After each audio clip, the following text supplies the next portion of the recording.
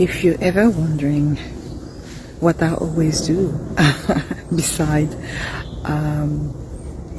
walking, I am a counselor, I am a coach, I provide a service, and this is very important for me, and my skill and resources is here to really support as a woman going through midlife.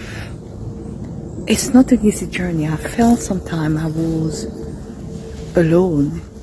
I was going through these difficulties, not wanting to talk to anyone really about it.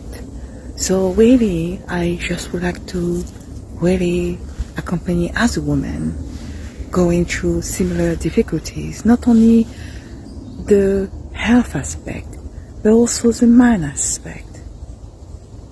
Have a good day.